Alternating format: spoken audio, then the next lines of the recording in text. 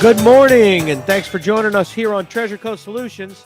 Wednesday mornings, 9 to 10 o'clock, we talk about things that are going on in the world of finance, some of the things that might be affecting you here in the U.S., some of the issues that you might be dealing with. The show's not a financial planning show per se, although certainly some of the things that we talk about from a financial or economic standpoint could help you in your financial planning. But most of it's just a opportunity to air out some ideas and some talk about some things that might be going on, and to give you some insight into some of the things that happen in finance that you may not be aware of. So you can call in. The number's 220-9788, 220-WSTU, of course, area code 772. But feel free to call if you want to add into the conversation or add some comment. My name is Mark Breckbill. I'm a CPA. That's my initial educational background, although I also have a background in economics and was a banker for a number of years, dealing with and managing the finances of banks and the financial structure of banks. So had an opportunity to do some things in the economic arena from a practical application standpoint, not just the theoretical. So it's been a good experience. And, like with a lot of good experiences, they're always better when you look back at them and you live through them. So I know with a lot of mine, that's what it was. And so hopefully I can help you avoid not living through them. And we've got some issues going on right now that, from an economic standpoint, that we haven't seen in a long time. And so I kind of want to air those out a little bit today and kind of talk about some of those things and what impact it might have. And one of the big things, of course, is war. We have a war going on, of course, and and so we look at some of that and we say, well, how does that impact me? I'm not at war. I'm just kind of sitting on the sideline. And one of the things we talked about in economics that makes it very difficult is that it is something that lends itself to testing. It's a science type thing that can be tested, but running the tests, you may be running the tests 50 years apart, because because you can't recreate the situation. The other thing that makes economics difficult is that it is very difficult to duplicate the exact situation that you're trying to test, and it's almost impossible to have a control group, which is key to scientific testing. Is you have to have one group that doesn't get the medication or doesn't get the additive or the thing that you're testing, and the other one does, and then everything else is the same. That the difference is what you did and what you added. So it's kind of the same thing in economics, is that it's hard to judge this situation because you don't have a control group. And so that's why a lot of people are skeptical sometimes of economics, because people tell you, oh, this is what's going to happen, and that's not what happens. And part of the reason for it is that the data that it's based on was incorrect. It wasn't tested correctly, and so there were variables in there that weren't accounted for. And in any test, the more variables, the more difficult it is to get a consistent test. You have to control those variables, because to test a hypothesis, you basically have to you have to isolate the specific variable that you want to see changed or not changed by the action you're taking. So in economics, it's the same thing. And so we now have a situation where we've gone through situations with war before, and we've experienced those. We know what the economic impact has if we're at war.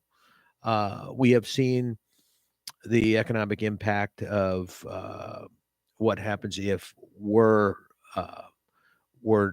not involved in the war, but maybe our allies are, or others are, with Germany and Hitler. We saw some of that in those days. And so we can kind of look back at that and say, okay, here's what to expect. But it was a different time. In those days, the U.S. was largely uh, a self-sustaining economy.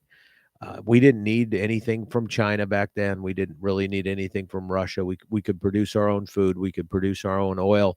We could produce all of the things that we needed to sustain ourselves if we couldn't get it overseas.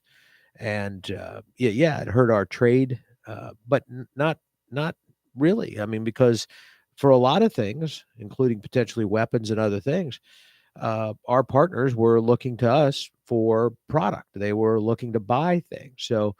Um, so we got a boost in economic activity, and and during the war, we actually, it actually solved or eliminated the aftershock and the after effect of the Great Depression. The Great Depression in 29 and 33 and 34 and beyond that didn't really go away. It was it was a very slow economic recovery until we had the war. Why was that? Well, once we had the war, we significantly increased employment because a number of women went to work at that point. The men were sent off, and the women stepped into the jobs the men had had.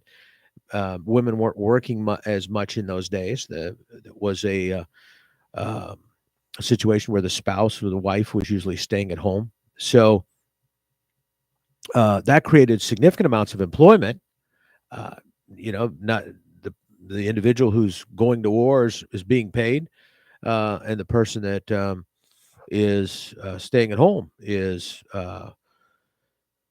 being paid for working a job. So that immediately increased household income.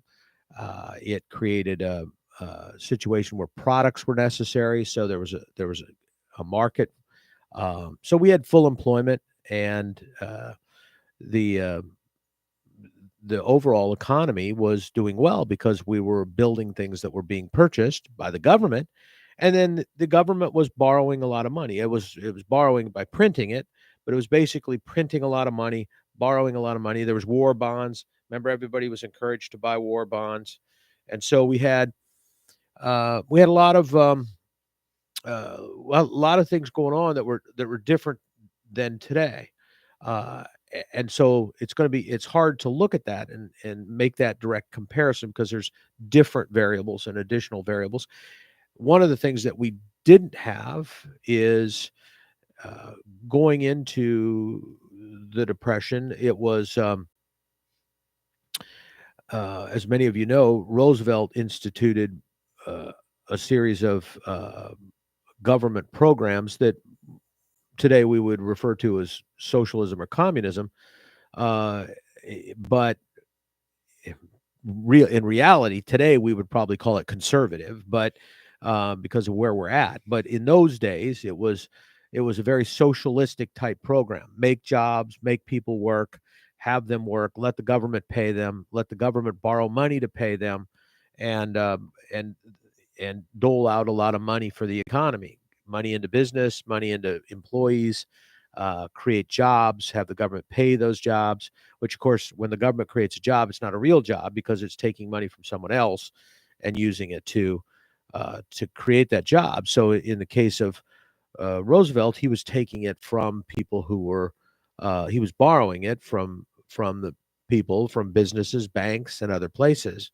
Um, and in those days, the banks would have, they were doing business domestically. They didn't really care that much about the international market. The international market for oil, for other products, wasn't as big.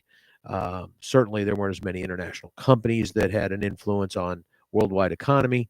So, it's kind of a different situation. Here we are going in to the side of a war, and I'm sure we'll be pulled into it economically, and we're facing this huge uh, possible ramping up of borrowing to support our efforts, and uh, and we've already borrowed trillions of dollars. Uh, so what's going to happen? We will have pumped in over a period of time a tremendous amount of capital into the financial markets. It's borrowed capital, but it's capital.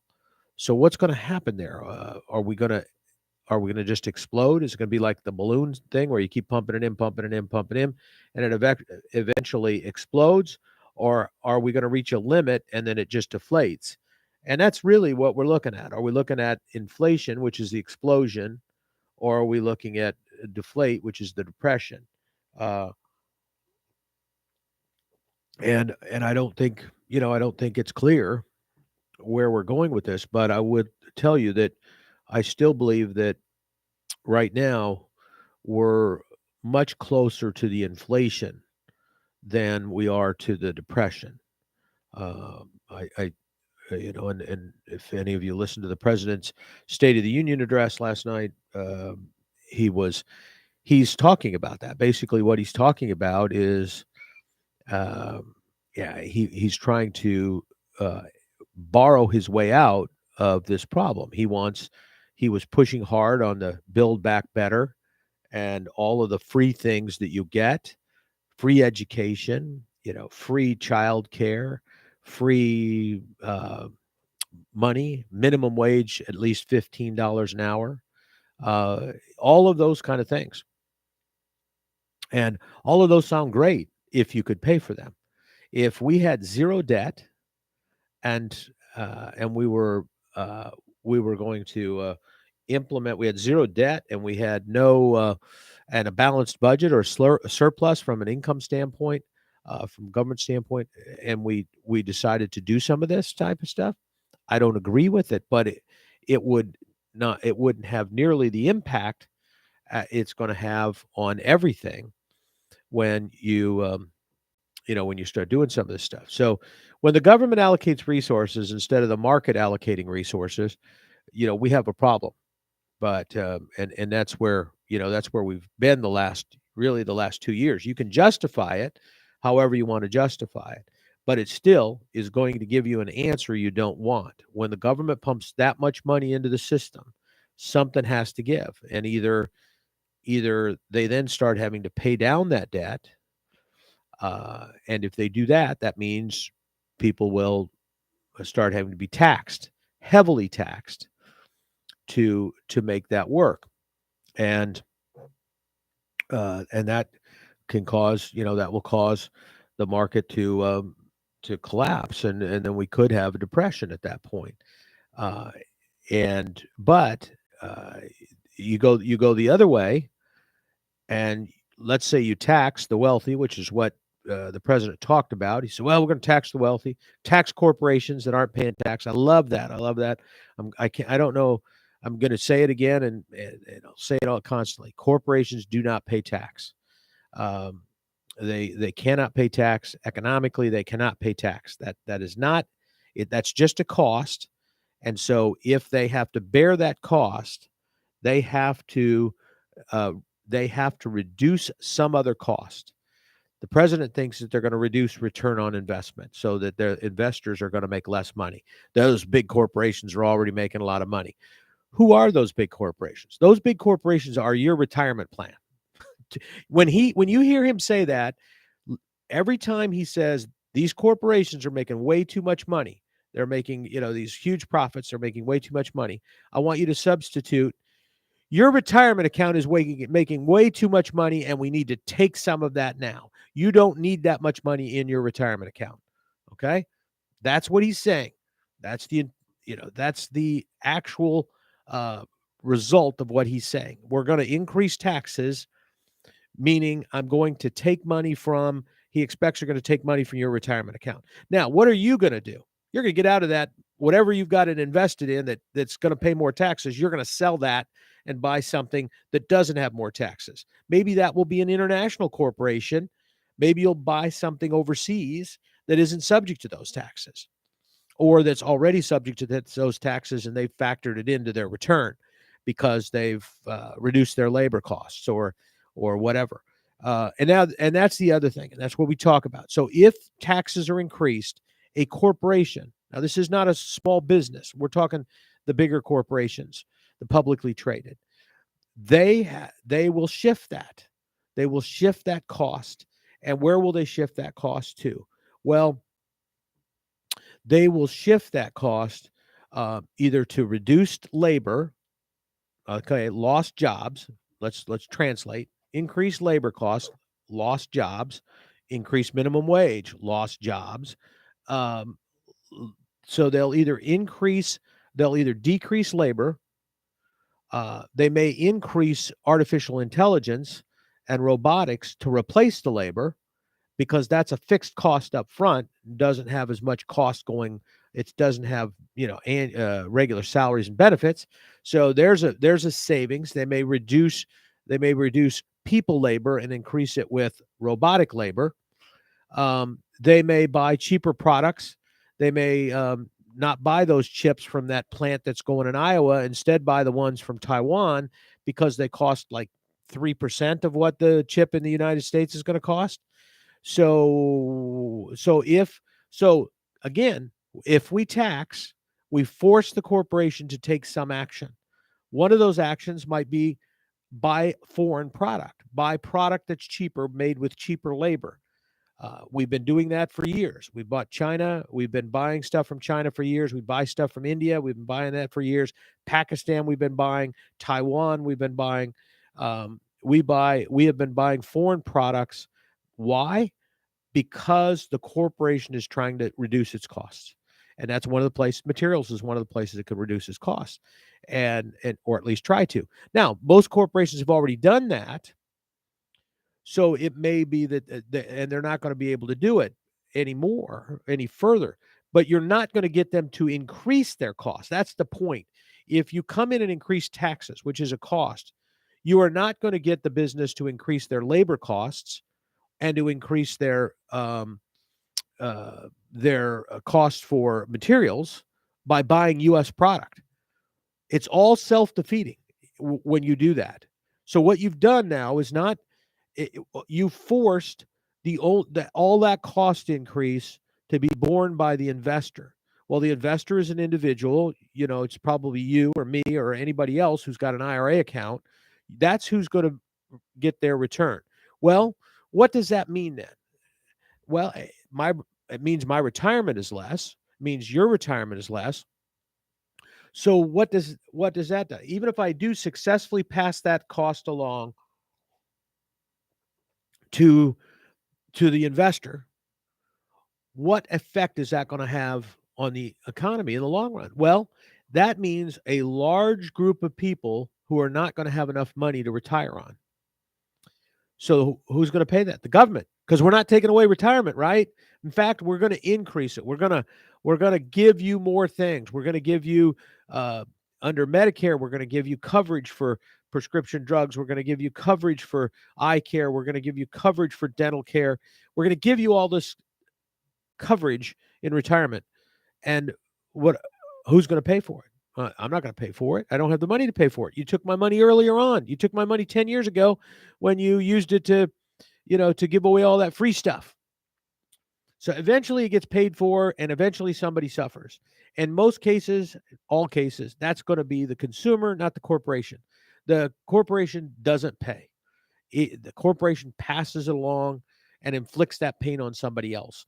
And the only reason and the only way it would get inflicted on the investor is if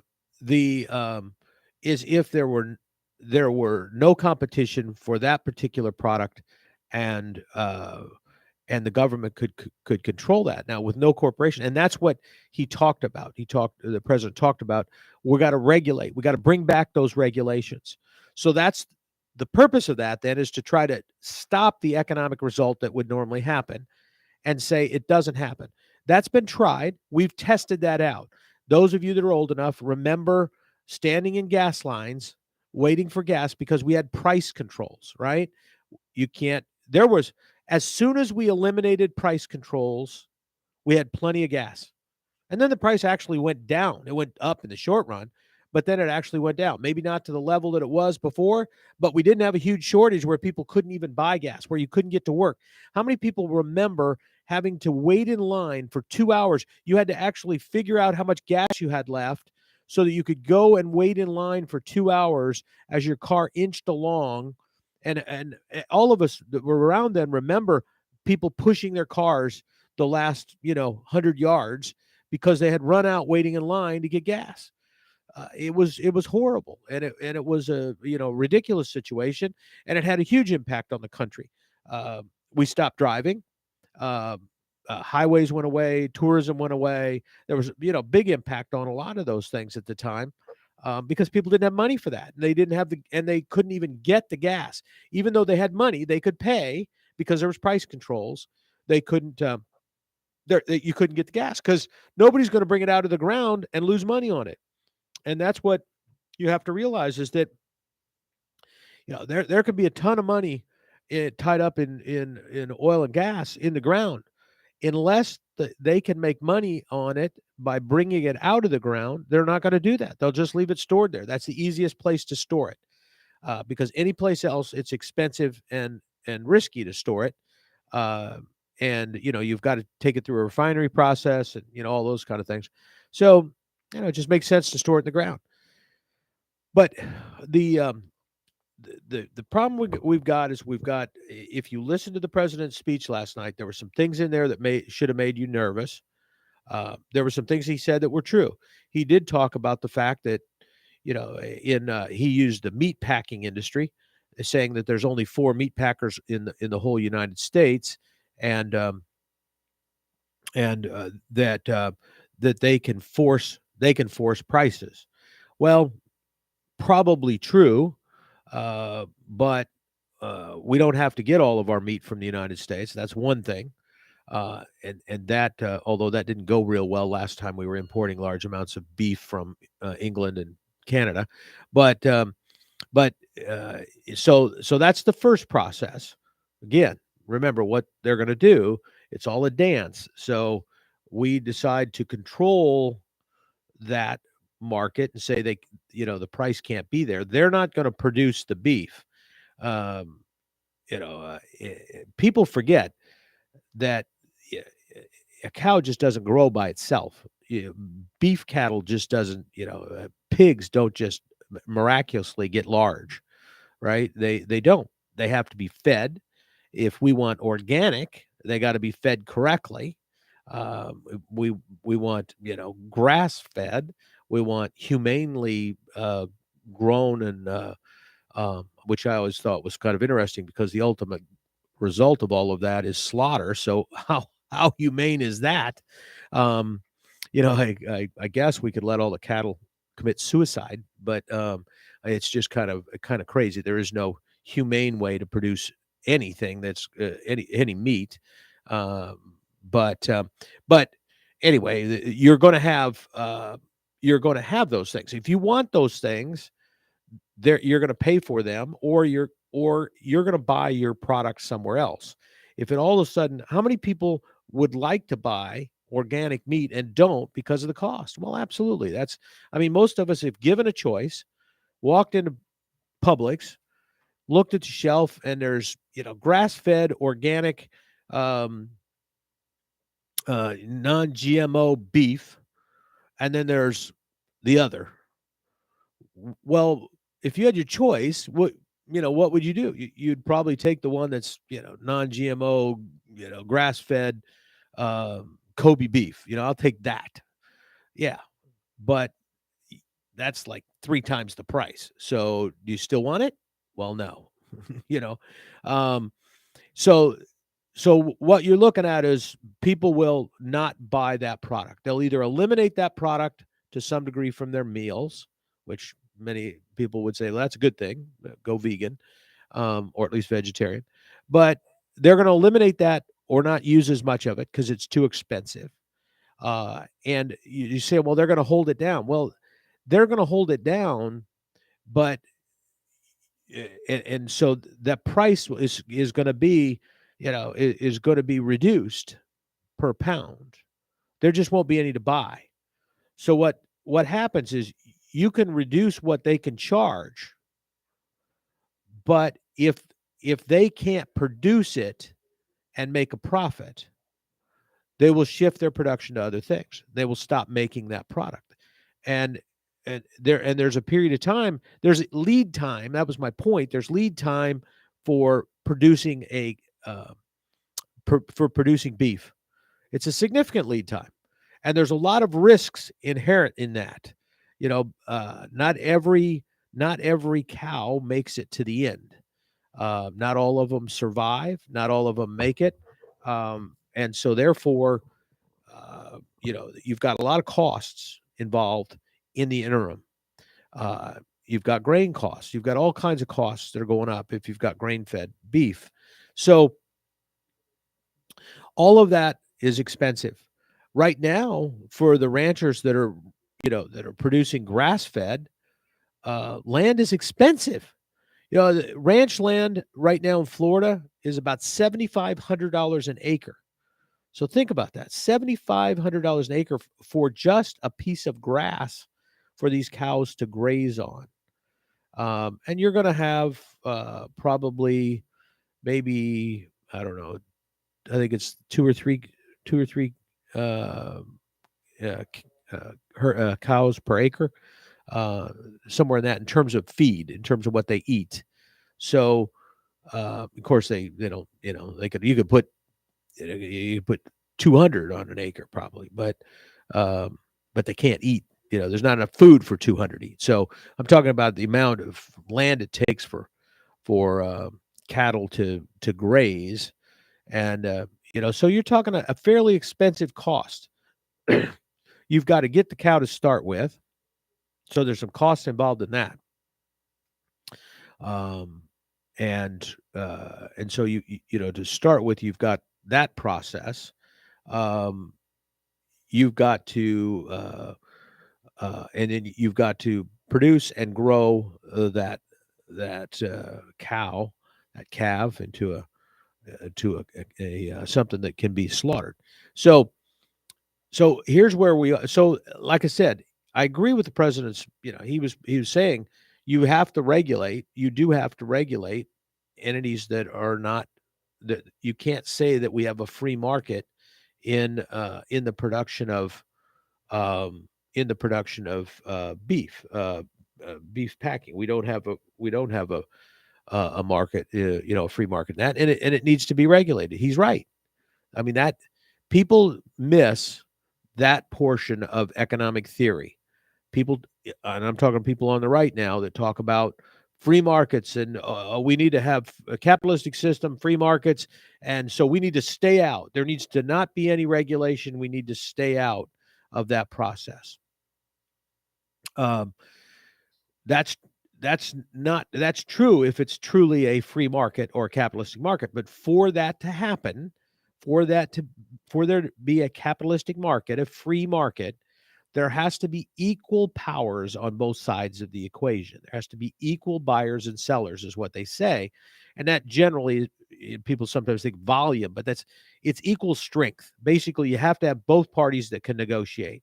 If one party is stronger than the other, the stronger party will always win.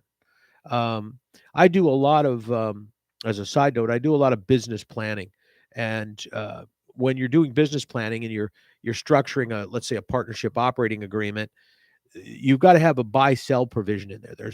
There's some, you got to have language in there for what happens if somebody wants to get out, what can happen and what can't happen, and or what happens if you want somebody out. Well, in general, there is no right answer to buy sell agreements. There's different things. Like, for example, some people believe that you shouldn't be able to take an interest away from somebody.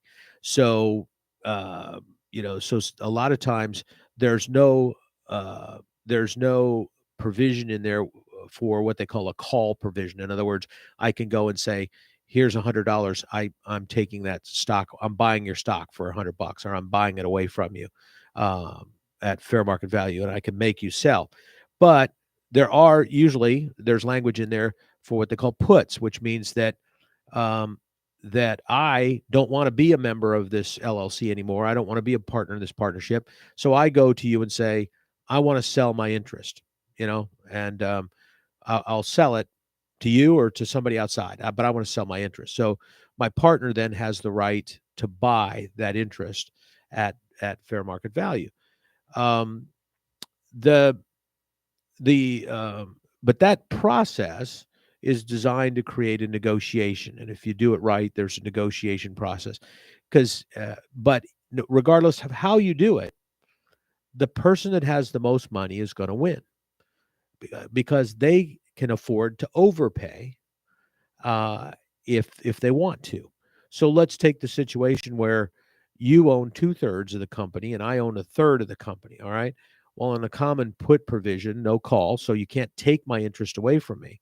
But let's say now we've been working on something and we finally hit the mother load. We finally got, we've hooked up with a big customer, a couple big customers.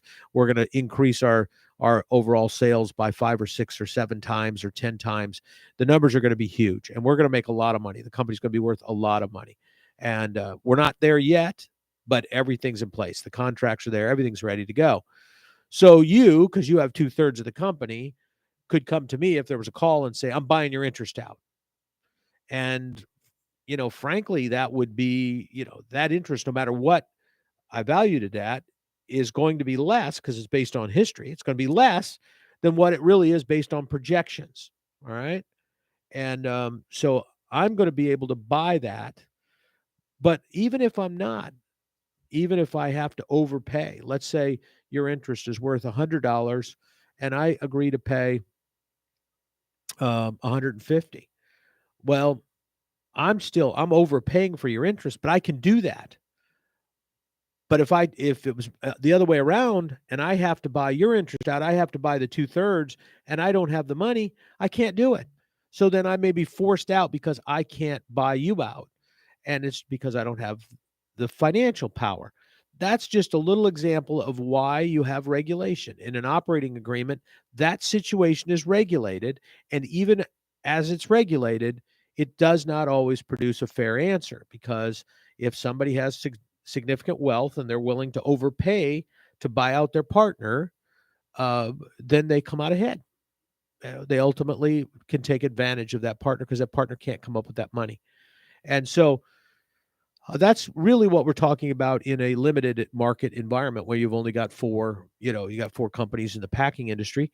Um, it's one of those kind of things where um, you don't have enough players to to have uh, a competition.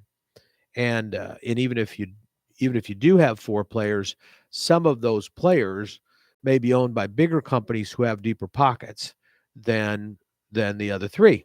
So they can afford to do things. They can hold out longer by not selling product. They can, some of those, if for example, one of those companies, even if it's publicly traded, if one of those companies is publicly traded individually, its only product is beef or chicken, or let's say it's beef and chicken or something, and the other entity is it does beef packing, but it also produces grain, produces other products, maybe has a consumer division, it has all kinds of stuff because it's a conglomerate. They have more diversity, so they can afford to. So if they don't have to sell beef, they could just not sell beef until the government comes around. It's kind of like the oil industry did in the 70s when it just didn't sell oil. It just didn't pull it out of the ground because there wasn't enough money in it. They knew eventually that would change, but they just wrote it out, and they had the money to do that because it was being stored fairly inexpensively. So that's what we're looking at when we're looking at these markets and coming up. And why am I talking about this? It's because we have a large number of those markets. The president was right. You got to give, you got to look at some of this stuff economically, politically, whatever. I don't agree with his political philosophy, but occasionally even a blind squirrel finds a nut, and so occasionally he's right on stuff. And in this case, he was right on the concept that you have to regulate an industry that's not a free market by definition, that has very few players and an imbalance of strength in the market that has to be regulated. But when you regulate that, you cannot regulate the economic result. And that's where he makes his mistake. He thinks he will just arbitrarily reduce price, and therefore, by arbitrarily reducing price, he will cut our costs as consumers. No, he won't. What he will do is cut our ability to buy beef. We won't have beef. We'll have to import it at very expensive prices from Japan or someplace like that, or we just won't eat it. Our diet will change. See, there's where he's making his mistake. He thinks the government can control the other stuff. He looks at only price and says, I can bring that price down because I can put price controls on. He's right. He can bring that price down. The outcome of that, though, is not that the consumer will buy more beef at a lower price. The outcome of that is that the consumer will not have beef. They will not be able to buy beef. So our diet will potentially suffer. That protein will be gone from your choices. So some people will be happy with that, some won't. But your diet will definitely change because meat will not be available. Pork will not be available. Chicken will not be available. None of that will be available because he will have arbitrarily reduced the price, which will have eliminated the profit that they want to make, and it will result in the product not being sold. If he eliminates the profit that they're making now, the company won't survive because its investors will go away. So either way, you're going to have a situation where it's not going to produce a thing that makes everybody happy, what we call equilibrium, price equilibrium. It's not going to produce that. Not everybody's going to be happy because there's going to be a large group of people. And it's always, the large group of people that get affected by these things are always the same group of people all the time. They're the middle class and lower middle class that can't afford to spend $300 for a steak. That's who gets affected by this stuff. So, his elitist friends, his Hollywood buddies, they'll have all the meat they want because they'll just import it from someplace, or they'll get it because they can pay. Because when that price for bootleg beef goes to, $100 a pound, they don't care. They could care less. But, you and me, we can't buy it. We'll just be looking through the window, watching them eat beef. And we will say, wow, remember the days when you used to be able to buy a hamburger? Oh, remember McDonald's? That's the kind of stuff we're talking about. And it isn't because the problem is, and here's where the president is absolutely wrong. He first of all says that inflation is what was the term he used? An expensive or not an expensive. It's a luxury. It's a luxury type situation. Inflation is a luxury thing. Only wealthy people. It's a good problem, he said. Inflation is a good problem. No, it's not. Inflation is the worst tax that exists. Inflation is the worst tax. It is the worst situation. It is not a good thing. It is not a good problem, a wealthy problem. It is I'm going to beat up the poor problem. I'm going to beat up the working poor problem. It amazes me that these liberals and these socialists who supposedly are for the people can hurt so many people so bad and not care about it. Because trust me, he knows what inflation does to the consumer. He knows what it does to the working poor. He knows that the baskets of goods and services that the working poor and the working class have to buy is geared more towards those things that we can't eliminate. We have to have those. And so therefore inflation affects us more than the wealthy, because the wealthy can wait. They can buy later. They can buy somewhere else. They've got discretionary. It does not impact them as much as it impacts us.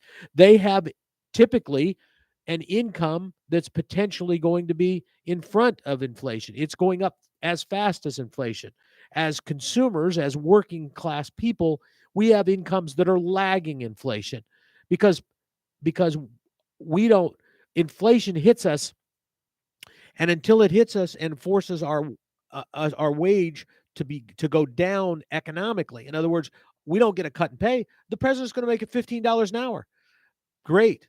But if now it takes $20 an hour to buy the same things that it used to take when we were making $12 an hour, we're behind. We're losing.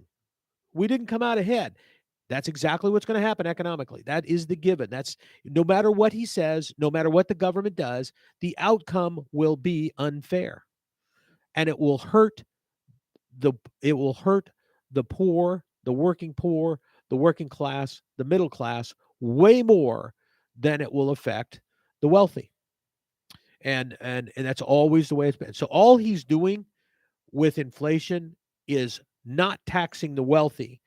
He claims the wealthy should pay their fair tax.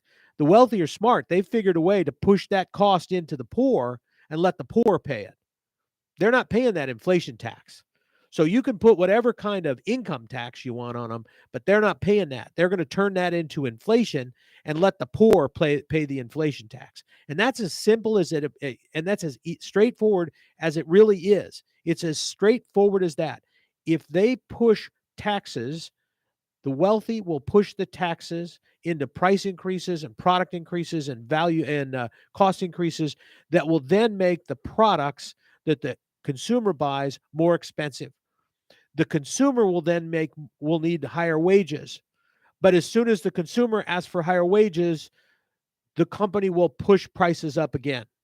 And it's a spiral that goes up forever and ever. And it can get very, very large. It can be 10%, 15%, 100% annual increases.